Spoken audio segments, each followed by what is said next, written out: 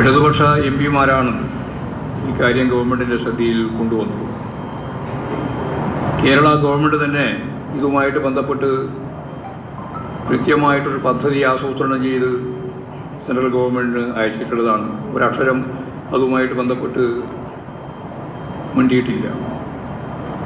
അപ്പോൾ സംസ്ഥാന സർക്കാർ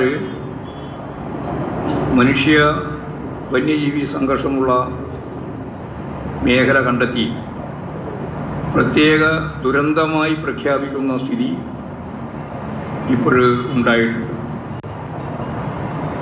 ആവശ്യമായ സമയത്ത് ഫലപ്രദമായി ഇടപെട്ടുകൊണ്ട് ജനങ്ങളുടെ ഈ ദുരിതത്തിൽ പങ്കുചേർന്നുകൊണ്ടിരിക്കുക. ആ സന്ദർഭത്തിലാണ്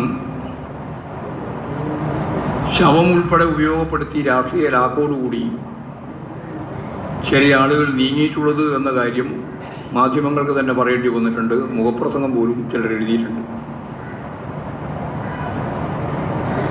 118 കോടി രൂപ കിഫ്ബി വഴി അനുവദിക്കാൻ വന്യജീവി മനുഷ്യ സംഘർഷ മേഖലയിൽ ഇപ്പോൾ തീരുമാനിച്ചിട്ടുണ്ട്.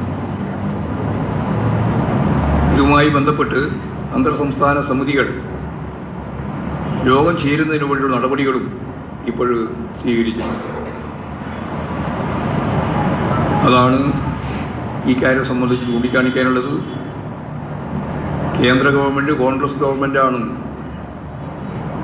യഥാർത്ഥത്തിൽ ഇതിൻ്റെ നിയമം നിർമ്മിക്കുകയും BJP ഗവൺമെൻറ് നിയമം നടപ്പിലാക്കുകയും ചെയ്തതിൻ്റെ ഭാഗമായിട്ടാണ് നമുക്ക് സംസ്ഥാനത്തിന് ഫലപ്രദമായി ഞാൻ ആദ്യം പറഞ്ഞതുപോലെ ഈ ക്ഷുദ്ര ജീവികളായ മനുഷ്യരുമായി സംഘർഷത്തിലേക്ക് വരുന്ന ജീവികളെ കൈകാര്യം ചെയ്യാൻ